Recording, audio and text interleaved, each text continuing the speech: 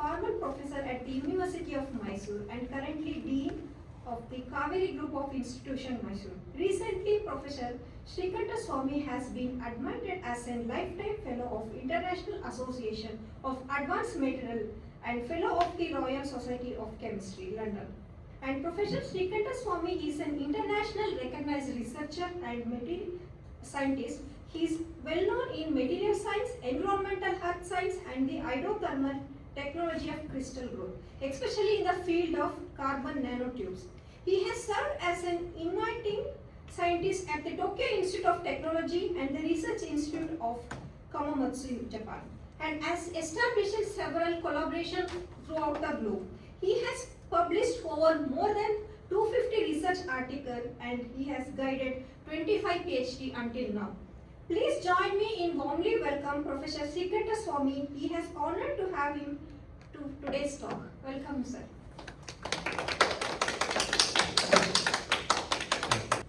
Good afternoon. Thank you for nice introduction. So first of all, I am thankful to Professor Gowda for giving this opportunity to give a talk. And this is a general talk. I am not going to give my work, my research work or my experimental works. And I am combining this, my material science along with environmental applications. As you all know that nowadays there are a lot of problems, environmental problems. So we need a sustainable development. We throughout the globe we are discussing about the sustainable development goal. You all know that how international leaders are discussing about that. So energy is a very important aspect here because we need energy. So for that, how we need that energy, how we can develop a sustainable energy for environmental applications. So before my talk, I want to introduce my university where I was working, and I am still there as a researcher because in my laboratory there are still 3 researchers are working for their PhD work under my guidance. So this is a main building and also aerial view of our university and campus, and Vijnana Bhavan where our department material science is located, and our it is known as Center for Material Science and Technology. And these are some of the advanced instruments which we are having for characterizations, and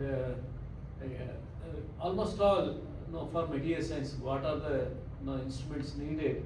It is housed in one single building, and it is because of the creation of this center by our former Vice Chancellor, Professor Aggarwal. And you all know that what is the importance. I think it is audible there, Okay. And you know that how science is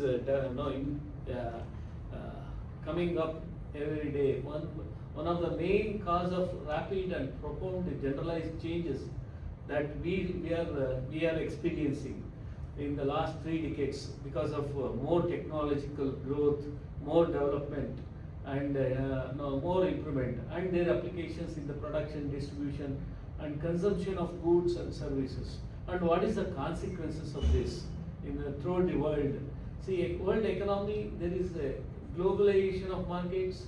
That is true. Actually, when compared to I was in Japan in 2000 between 98 to 2001, and there was not much globalization. But now that we can see the globalization, okay, so characterized by an increasing competition, which leads to the look of new technologies based on the scientific knowledge. So what this we need a collaborative work which is very much needed. Okay. And you all know that 21st century will be the century of knowledge, the beginning of knowledge era. When compared to other past earlier centuries, these spectacular developments in science and technology we are observing, we are seeing that, and unparalleled economic growth, due to the globalization and competition is there, innovation at the vanguard, and uncontrolled exploration of Earth's resources. See, you know that today we are in a critical conditions because of no, this development. We are facing lot of environmental problem, whether it is water pollution or air pollution or soil pollution, whatever it may be. Say, like climate change or global warming. Many things we are facing. Okay, so what is the solution of this? We need a growth. In what type of growth? It is a sustainable development growth. The goal is sustainable development. So the central role of science and technology is the 20th century's unprecedented gains in advancing human development, industrial growth, and eradication of poverty in certain regions. This is we are observing. Poverty is eradicating, okay, because of the development, economical development. Now, and science has grown exponentially at the rate of 7% per annum, doubling every 10 to 15 years. That's true. Actually, when 3 decades back when I was in Japan, and now the Japan, it has completely changed because of the development of science and technology. We are looking in, I'm just observing since yesterday what are the development is occurring in Japan. It's a tremendous. Why? Because of the application of science and technology. So more new information has generated in the last 30 years than in the previous 5. That's also true. Last 30 years we have more development we are observing throughout the globe. So scientific revolution has outpaced social revolution for over a century. Now as a consequence of this disconnect, there are some disconnect. There are many burning issues because of the confronting the world today relating to environment, energy, health, natural hazards, extinctions, unsustainable consumptions, and most importantly of growing inequalities and knowledge divide did not come into say sharper focus soon enough. This is one of the important things we have to look into the importance. We have to give this, and this is the thing. The focus in the new age science behind discovery, addressing human needs, what we need, because as I told you already, we are in a critical conditions. Our future generation should not blame us. We have to take, this is the right stage to take precautionary measurements. So the evolving context of international science, as I told you, how we can make a collaborative work, like harmonizing challenges related to genetic research, climate change, energy, environment, etc., with the imperatives of galvanizing best science that can be adopted in a vastly diverse geographic, social, economic, political, and cultural context. The fastest developing field of science, which has found importance and intense interest for many researchers, that is nanotechnology. So that is my research field. So in many cases, nanotechnology gives lot of answers. Okay, and also it's a problem-solving science, nanotechnology or nanoscience. The ultimate goal of nanotechnology is to build essentially anything from atom to atom. And nanotechnology is not new to the human beings. Actually, if you look into the history, whether it is Indian history or Egyptian history or Chinese history, you can see that lot of nano things which they are working. For example, gold. Okay, see, gold in a mega size it is toxic. When it attains nano size, especially it attains medical value. Okay, medicinal value.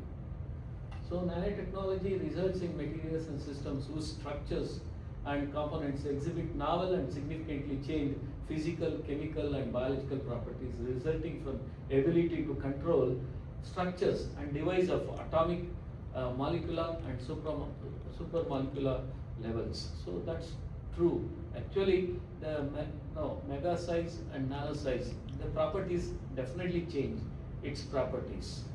Okay. At the nanoscale, new, often highly desirable properties are created due to size confinement, dominance of interfacial phenomena and quantum mechanics. So these new and unique properties of nanostructured materials, nanoparticles and other related nanotechnologies lead to improved catalyst and durable photon. For example, you cannot make catalyst as such, but in nano size you can prepare new catalyst which can be used for different purposes. Okay, and increased strength and other useful characteristics. The ultimate goal of nanotechnology is to build essentially anything from scratch, atom by atom. So nanomaterials are known to man from the earliest times, like the Vedic period, as we talked just now. In India, we have another medical field called as Ayurveda. In Ayurveda, they used to give gold nano material for as a medicine for particular diseases, which cures that. And nature created nanomaterials ever since the earth came into the existence. And minerals like clays, carbon nanotubes, which people know carbon nanotubes since 2 decades, but carbon nanotubes exist since earth formations. And other group of minerals existed from the period of earth formation took place. So ancient Egyptian and Chinese records on soluble gold. See, you know that gold color is yellow, but when when we become nano size and in the solution, gold colloids, it actually looks pink color. It attains pink color. The color changes. Okay, and capable of curing several diseases.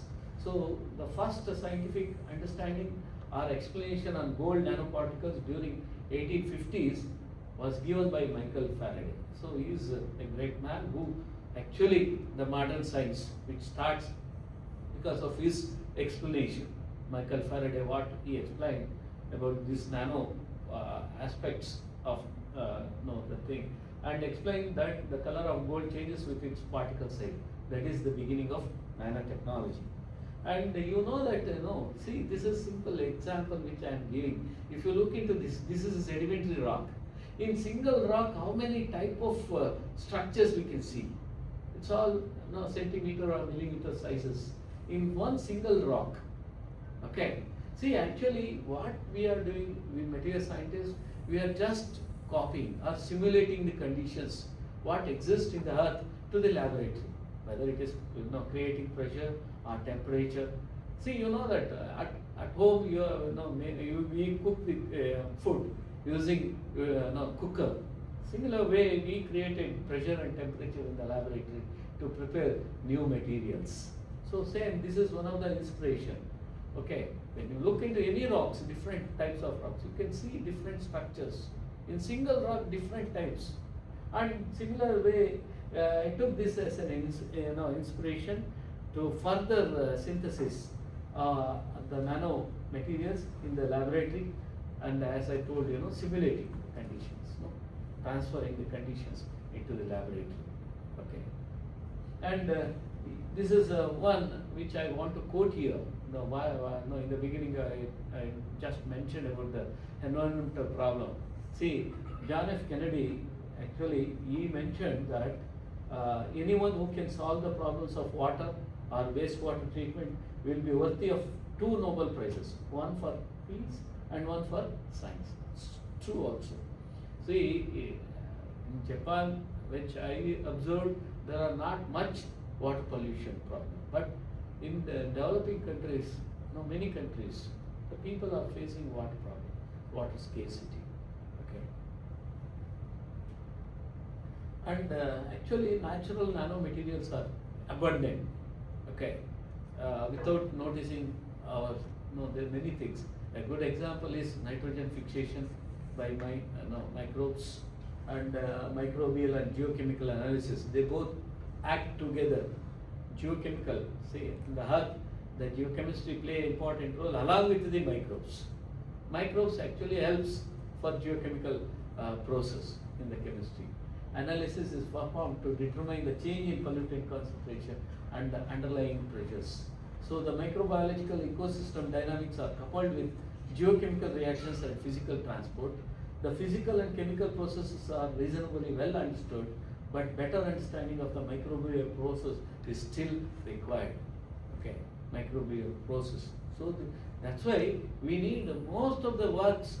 We should not put the boundary. This is chemistry or this is biology. Collaborative work is very much essential nowadays. So the mechanism of a simple example how iron, okay, from the ferrous, how it changed to ferric, okay, in the just rust, grain rust, which is rich in Fe2 to red rust, which contains Fe3. So ferrous to ferric is of interest of protection of groundwater from contamination with heavy metals. Okay, and nanoparticles of green rust which form during oxidation of the original metallic iron by water contain reactive Fe2, which is effective at removing redox sensitive elements such as chromium and chlorinated solvents. And nanoparticle, as a particle decreases in size, definitely it's change its properties, which I already explained. It acquires interesting and novel physical properties, chemical and electronic properties. It changes its because of the atomic structure changes. It changes its electronic properties also. And there are a lot of advantages because of this, include unique catalytic properties that can accelerate oxidation or reduction reactions with various pollutants for particle size less than 10 nanometer.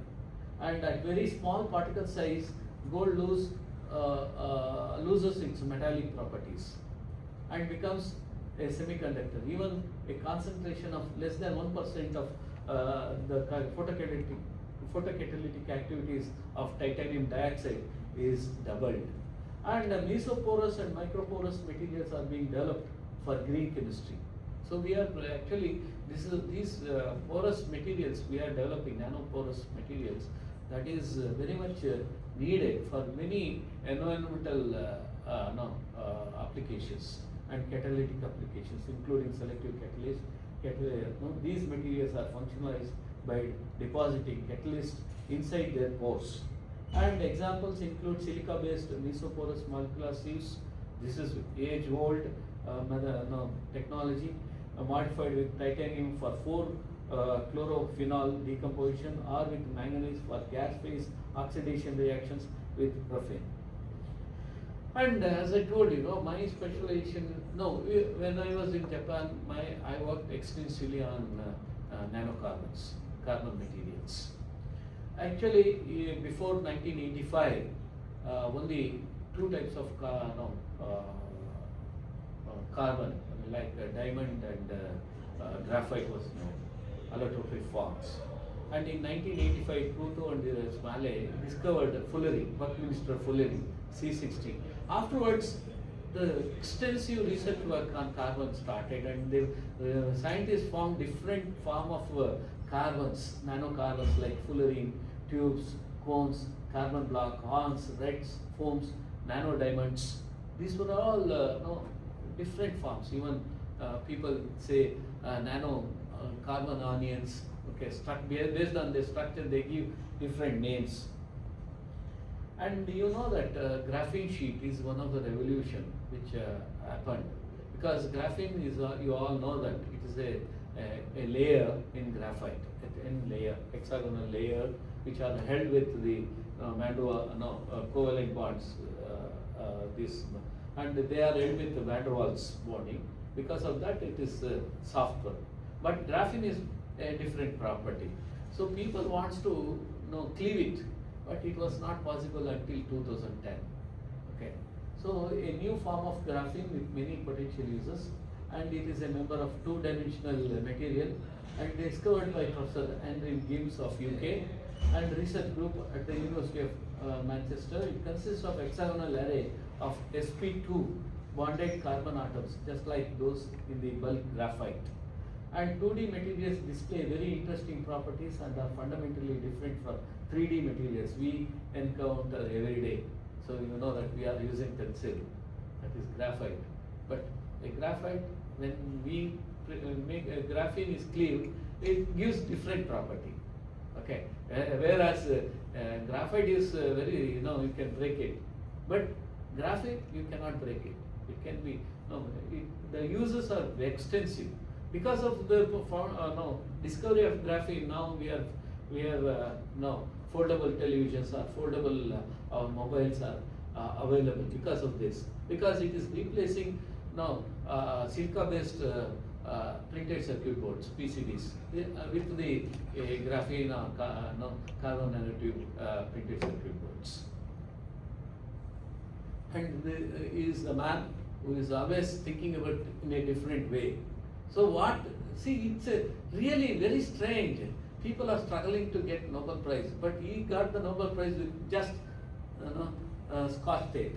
He just took the graphite rod, stick Scotch tape, pull it, and finally achieved in cleaving the graphene. Okay. For this work in 2010, he got the Nobel Prize. And the contribution to environment and society of this graphene is extensive, because you know that in earlier days for printed circuit boards, many metals, toxic metals like maybe cadmium or nickel, people were using. Now it is replacing. It's a simple example I am giving. So this multitasking graphene induced metal oxide heterostructures, nanocomposites by using low-cost precursors, novel and eco-friendly synthesis. The synthesized material highly structural uniqueness combined with large surface area. See, actually we should understand that the surface morphology or surface area is very important. When a material is decreasing its size, the surface area also increasing.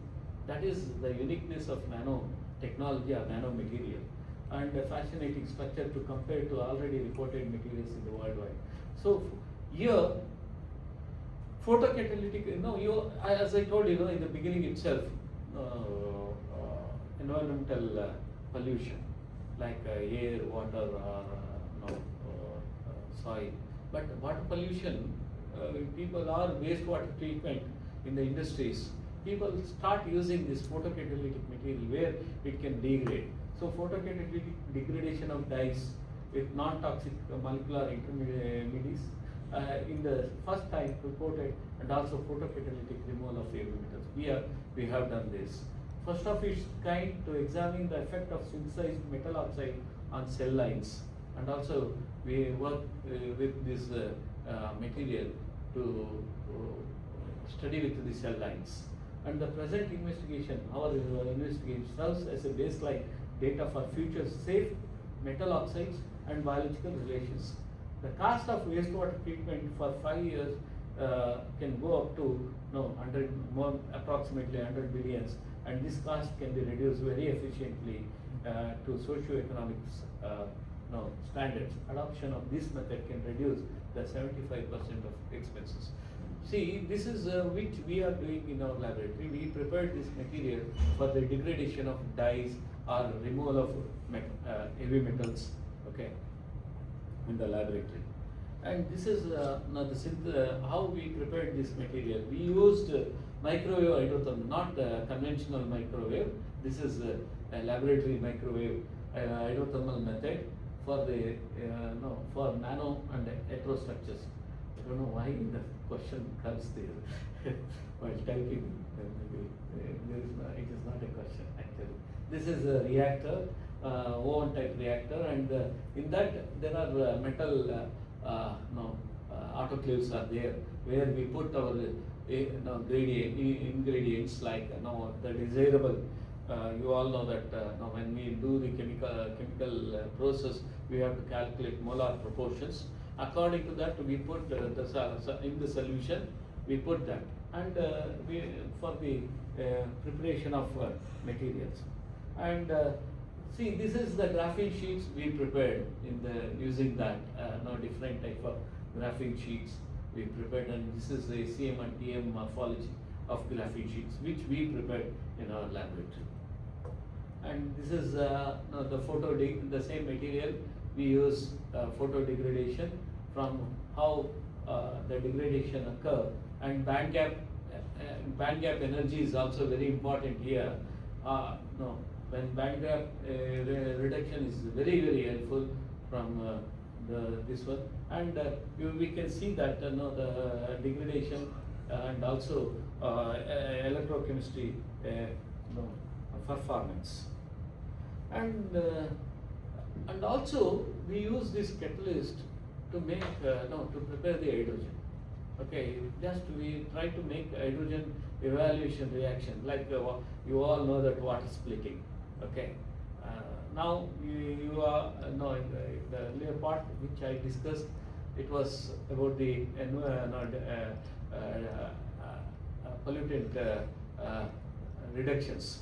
Okay, by photocatalytic activity, dye degradation or removal of heavy metal. Now you all know that energy is also a part of our. When we talk about the sustainable development, this petroleum products which gives lot of problem, whether it is a air pollution or maybe there are many problem, and also we are facing shortage. But what is the alternate of this? We have to find that. So nowadays you all know that hydrogen has become a very promising one for energy. So we try to make prepare hydrogen by using catalyst which we prepared, that metal oxide catalyst, and hydrogen energy have long shared history and powering the first internal combustion engines over 200 years ago to becoming an integral part of the modern refining industry. So around 200 years back itself, people start using hydrogen as energy. It is light and storable, energy dense, and produces no direct emissions of pollutants or greenhouse gases. Okay. See, if we burn petrol, definitely greenhouse gases are generated. Because of that, we are facing a lot of problem like global warming. Okay. And but for hydrogen to make a significant contribution to clean energy transition, it needs to be adopted in sectors where it is almost completely absent, such as transport, buildings, and power generation. So the future of hydrogen provides an extensive and independent survey of hydrogen that lays out where things stand now, the ways in which hydrogen can help to achieve a clean, secure, and affordable energy future, and how we can go about realizing its potential. Because of this, I gave the topic, the title of my topic is Sustainable and Energy. Okay, this is my topic. Hydrogen is today enjoying unprecedented momentum. The world should not miss this unique chance to make hydrogen an important part of our clean and secure energy. So this is what I referred in a paper. Okay, the future of hydrogen. And demand for hydrogen is also very important. Supplying hydrogen to industrial users is now a major business around the world, and demand for hydrogen which has grown more than threefold since 1975. So continues to rise, almost entirely supplied from fossil fuels, with 6% of global natural gas and 2% of global coal going to hydrogen production.